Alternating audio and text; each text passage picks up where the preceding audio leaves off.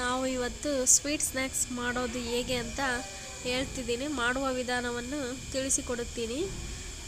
ಸಣ್ಣ ಮಕ್ಕಳು ಸಂಜೆ ಹೊತ್ತು ತಿಂದರೆ ತುಂಬ ಇಷ್ಟಪಡ್ತಾರೆ ಈ ಸ್ವೀಟ್ ಸ್ನ್ಯಾಕ್ಸನ್ನು. ನಾನು 4ರಿಂದ 5 ಪೀಸ್ ಬ್ರೆಡ್ಡನ್ನು ತೊಗೊಂಡಿದ್ದೀನಿ.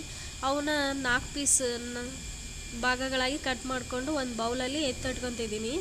ಒಂದು ಸ್ಟವ್ ಹಚ್ಚಿ ಬಾಣಲೆ ಮೇಲೆ ನಾವು ನೀರನ್ನು ಹಾಕಿ, ನಮಗೆ ಎಷ್ಟು ಬೇಕಷ್ಟು ಪಾನಕ ಮಾಡ್ಕೊಳ್ಳೋಸ್ಕರ ನೀರನ್ನು ಹಾಕಿ 5ರಿಂದ 6 ಸ್ಪೂನ್ ಸಕ್ಕರೆಯನ್ನು ಹಾಕಿ ಅದನ್ನು ಕರಗೋವರೆಗೂ ಕೈ ಆಡಿಸ್ಕೊತಾನೆ ಇರಬೇಕು. ಚೆನ್ನಾಗಿ ಕೈ ಆಡ್ಕೊತ ಕುದಿಸ್ಬೇಕು ಆ ನೀರನ್ನು. 4ರಿಂದ 5 ಸ್ಪೂನು. ಸ್ವೀಟ್ ಕಮ್ಮಿ ಬೇಕಂದ್ರೆ 4ರಿಂದ 5 ಸ್ಪೂನ್ ಹಾಕ್ರಿ. ಸ್ವೀಟ್ ಹೆಚ್ಚಿಗೆ ಬೇಕಂದ್ರೆ 5ರಿಂದ 6 ಸ್ಪೂನ್ ಸಕ್ಕರೆಯನ್ನು ನೀವು ಸೇರಿಸ್ಬೋದು. ಸಕ್ಕರೆಯನ್ನು ಕುದಿಯೋವರೆಗೂ ಕೈ ಆಡ್ಕೊತಾನೆ ಇರಿ. ಸಕ್ಕರೆ ಎಲ್ಲ ಕರಗಿದ ನಂತರ, ಸಕ್ಕರೆ ಎಲ್ಲ ಕರಗಿದೆ, ಚೆನ್ನಾಗಿ ಕುದಿ ಬರಬೇಕು.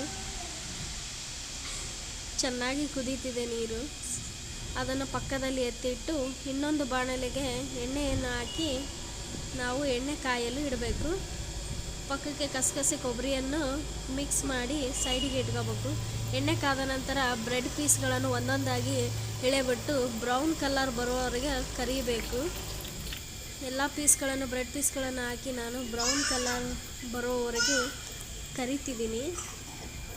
ಒಂದೊಂದೇ ತಿರುಗಿಸಿ ಕರಿಬೇಕು. ಬ್ರೌನ್ ಕಲರ್ ಬರುವವರೆಗೂ. ಬ್ಲ್ಯಾಕ್ ಆಗಬಾರ್ದು, ಅದು ಸಿಹಿಬಾರ್ದು.